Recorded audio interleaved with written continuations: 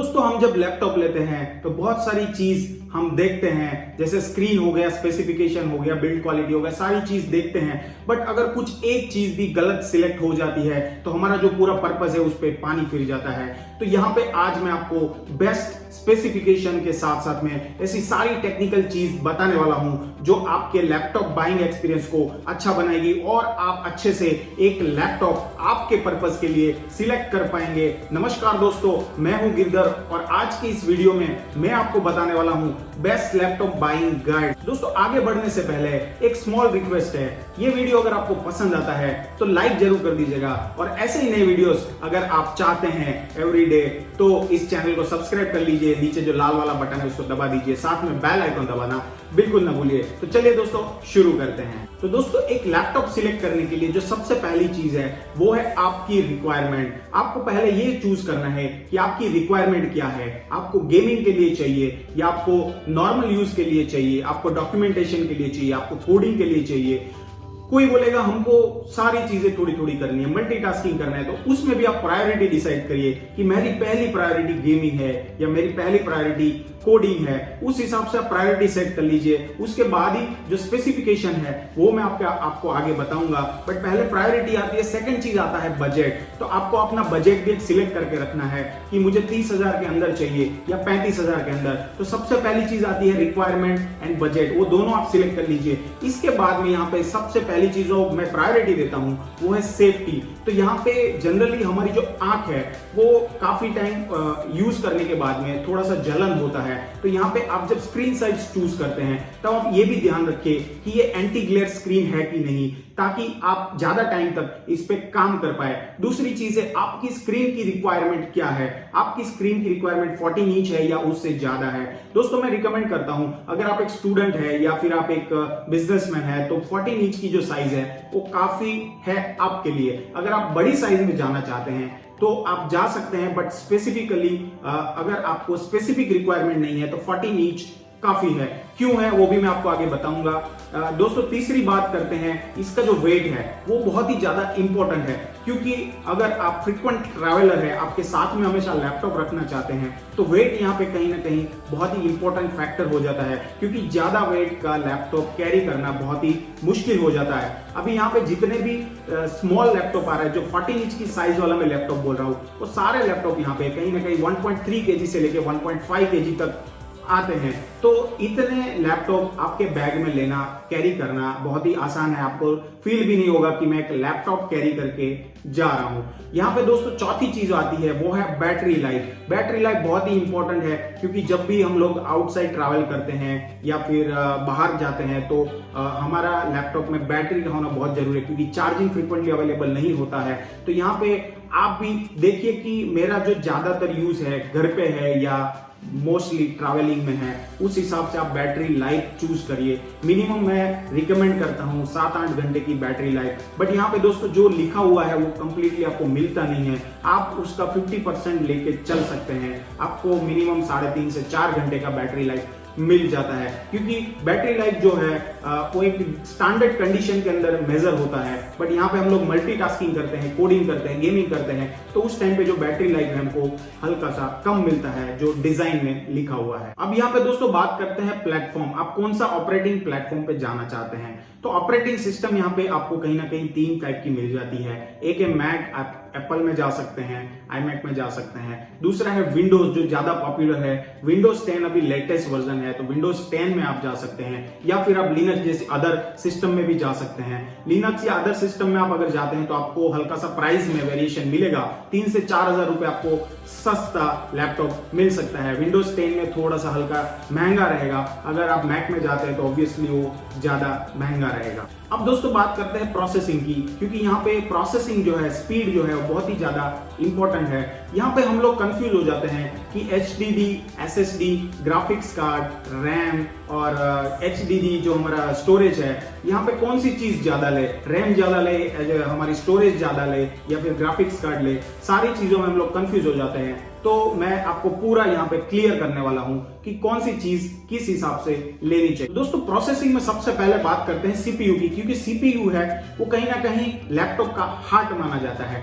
और सारी जितनी भी प्रोसेसिंग है, चाहे आप गेमिंग की प्रोसेसिंग की बात करें, चाहे आप नॉर्मल यूज की बात करें, सारी प्रोसेसिंग जो है वो एक सीपीयू के अंदर होती है।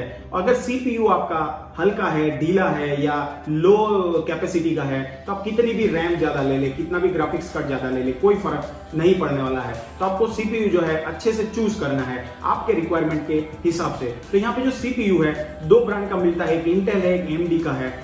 इंटेल में 4 अभी वर्जन है, one is i3, i5, i7 और i9। i9 जो है अभी लेटेस्ट है। तो यहाँ पे कौन सा चूज करना चाहिए, यहाँ पे हम लोग कंफ्यूज हो जाते हैं।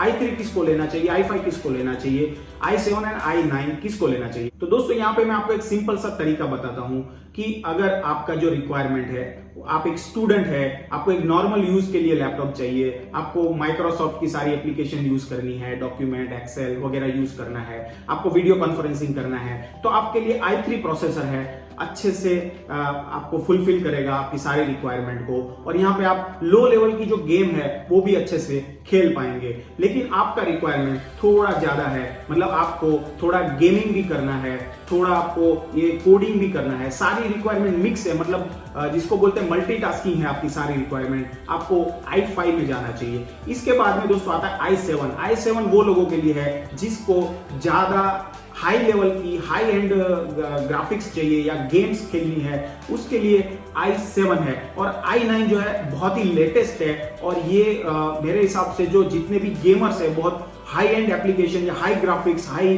कोडिंग यूज करते हैं, वो लोगों के लिए है। दोस्तों AMD में भी काफी सारे वर्जन आ गए हैं। उसका लेटेस्ट जो Ryzen है, वो Ryzen 5 मेरे पास अभी लैपटॉप है और वो काफी अच्छा चल रहा है। उसमें भी बहुत सारे वेरियस वर्जन है। अगर आप AMD का Ryzen लेते हैं तो हल्का सा प्राइस में आपको डिफरेंस मिलेगा। i3 में ऑब्वियसली थोड़ा प्राइस ज्यादा रहेगा, बट यहाँ पे AMD में कहीं ना कहीं आपको थोड़ा हीटिंग का इश्यू फील होता है, जो कि आपको इंटेल के प्रोसेसर में नहीं होता है। अब यहाँ पे दोस्तों बात करते हैं रैम की।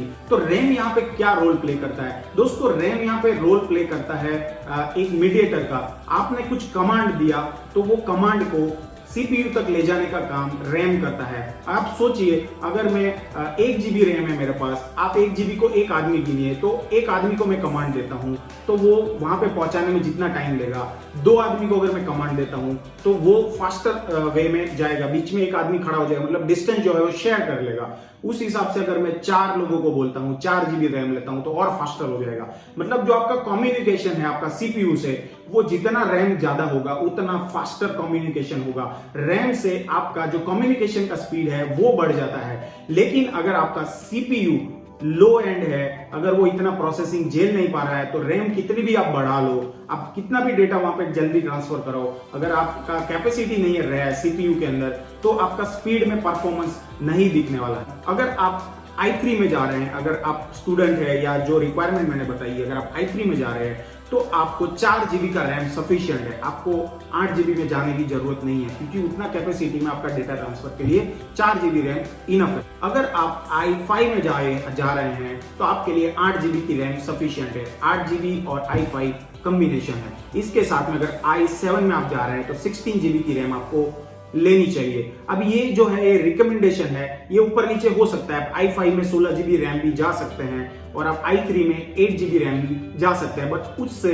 आपका जो परफॉर्मेंस है उसमें इतना खास फर्क नहीं पड़ने वाला। अब दोस्तों आगे हम लोग बात करेंगे स्टोरेज की। तो स्टोरेज का रोल जो है बहुत ही इंपॉर्टेंट इसलिए हो जाता है कि सीपीयू जितना भी डेटा प्रोसेस करता है उसको एक जगह पे सेव करता है, और वो सेव जो करता है उसको बोलते हैं स्टोरेज ड्राइव। तो HDD जो है वो अभी लेटेस्ट नहीं है, मतलब वो ओल्डर वर्जन है। अभी जो लेटेस्ट है वो है SSD। तो दोस्तों HDD में आपका जनरली जो राइटिंग है स्पीड जो है बहुत ही, मतलब ओल्डर वर्जन है, उसमें बहुत ही ज्यादा टाइम लगता है। और SSD जो है इसमें आपका टाइम बहुत ही कम लगता है। जो डेटा ट्रांसफर है और डेटा जो प्रोसेसिंग है, डेटा सेविंग है, उसमें कम टाइम लगता है। तो आप अगर एक अच्छा लैपटॉप ढूंढ रहे हैं तो आप हमेशा ये ध्यान रखिए कि आपका जो स्टोरेज है उसके अंदर SSD होना बहुत ही जरूरी है। और आपका जो विंडोज है वो आपका SSD में स्टोर होना चाहिए। अगर आप HDD और SSD का कॉम्बिनेशन ले रहे हैं तो आपका जो विंडोज है वो हमेशा आपका SSD में स्टोर होना चाहिए, SSD में स्टोर होना चाहिए। इससे क्या होगा कि आपका जो विंडोज है उसका स्पीड जो है बहुत ही ज्यादा बढ़ जाएगा। अब दोस्तों बात करते हैं कि ग्राफिक्स कार्ड किसको लेना चाहिए। अब यहाँ पे एक बात आती है कि गेमिंग जो लोग कर रहे हैं, जिसको अच्छा ग्राफिक्स की जरूरत है, या फिर जो ग्राफिक्स एडिटिंग कर रहे हैं, जिसका काम ग्राफिक्स से खेलना है, वो लोगों को यहाँ पे कहीं ना कहीं ग्राफिक्स की जरूरत पड़ जाती है। पर दोस्तों ग्राफिक्स कार्ड की जरूरत क्यों है? क्योंकि मैं इतने सारे यहाँ पे मेरी स्टोरेज है, मेरी रैम है, मेरी SSD है, फिर भी मेरे को ग्राफिक्स कार्ड की जरूरत क्यों पड़ती है? तो दोस्तों यहाँ पे क्या होता है कि जब आप गेम खेलते हो, प्रोसेसिंग होती है, वहां पे जो ग्राफिक्स है, अगर आपके पास ग्राफिक्स कार्ड नहीं रहेगा तो वो सारा जो लोड है वो आपका CPU में चला जाएगा और CPU वो लोड को हैंडल नहीं कर पाएगा और उस टाइम पे आपको कहीं ना कहीं लैग होता हुआ नजर आएगा। इसके लिए जब भी कोई हाई एंड गेमर से गेमिंग लैपटॉप जब बनाते हैं तब उसमें एडिशनल ग्राफिक्स कार्ड दिया जाता है। यही मेन पर्पस है कि एक ग्राफिक्स कार्ड एक गेमिंग लैपटॉप में या एक हाई एंड ग्राफिक्स सॉफ्टवेयर जो यूज करते हैं वो लैपटॉप में होना बहुत जरूरी है। अभी दोस्तों ये सारे जो स्पेसिफिकेशन मैंने बताए हैं उसका मैं आपको बेस्ट कॉम्बिनेशन बता रहा हूं। तो दोस्तों आप i3 प्रोसेसर ले रहे हैं तो उसमें आप 4 GB रैम में जा सकते हैं। इसके साथ साथ में आप मिनिमम 128 GB का SSD है वो जरूर डलवाइए। SSD बहुत इंपॉर्टेंट रोल प्ले करता है। इसके साथ में आपको जितनी स्टोरेज की रिक्वायरमेंट है, चाहे 1 TB है चाहे 512 GB है, आप वो एडिशनल HDD ले सकते हैं। तो यहाँ पे वो मैं आपके ऊपर छोड़ता हूँ कि आपको 512 GB की HDD चाहिए या 1 TB की HDD चाहिए।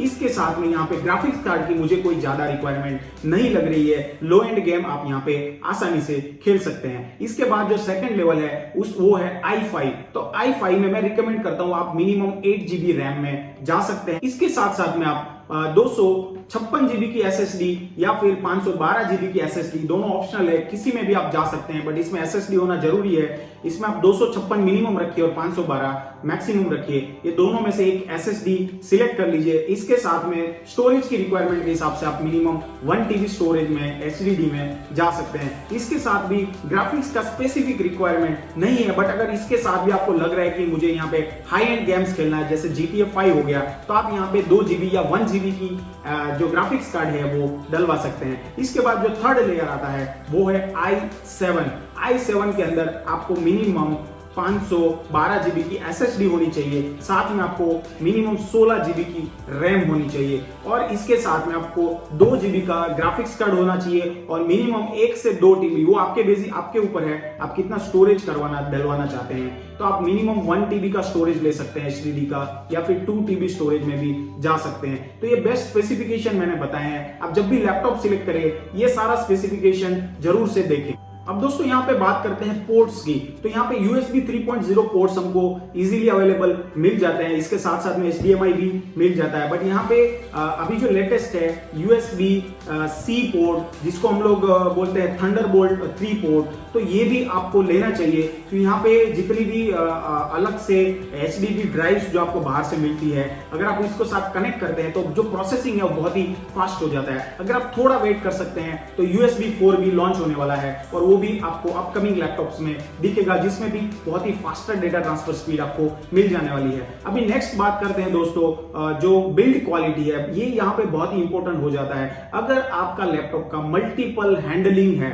ध्यान रखिएगा, अगर आपका लैपटॉप का मल्टीपल हैंडलिंग है, आप ट्रैवलिंग ज्यादा करते हैं, तो आपका लैपटॉप का बिल्ड क्वालिटी बहुत ही अच्छा होना चाहिए। अगर आप एक घर में, मतलब आपका ट्रैवलिंग इतना खास नहीं है, आपका लैपटॉप जो है एक ऑफिस में या घर में ही रहने वाला है और ज्यादा मूवमेंट नहीं है लैपटॉप का, थोड़ा कॉम्प्रोमाइज उसमें कर सकते हैं, बट मैं रिकमेंड करता हूं कि आप अच्छा थोड़ा बिल्ड क्वालिटी में जाइए अगर आप लॉन्गर लाइफ अपना लैपटॉप का चाहते हैं। इसके बाद में दोस्तों बात करते हैं कि स्पेसिफिक इसमें पेरिफेरल आपको क्या क्या चाहिए। जैसे हो गया DVD राइटर, ये आपका स्पेसिफिक रिक्वायरमेंट है, अगर आप लेना चाहे तो ले सकते हैं। मेरे हिसाब से अभी DVD राइटर का इतना खास जरूरत नहीं है, बट अगर आप DVD राइटर डलवाते हैं तो आप ये भी ध्यान रखिए कि आपका जो लैपटॉप का वेट है वो भी हल्का सा बढ़ जाने वाला है।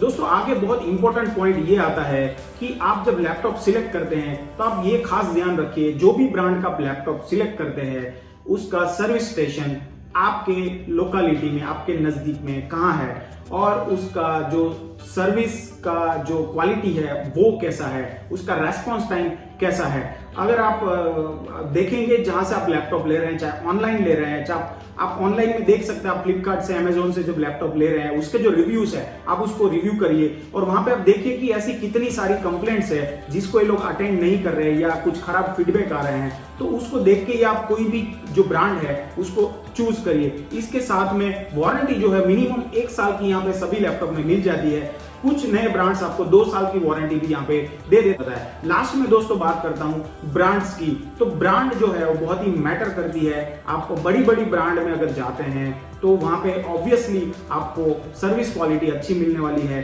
आपको जो पार्ट्स है उसका रिप्लेसमेंट आपको तुरंत मिल जाने वाला है।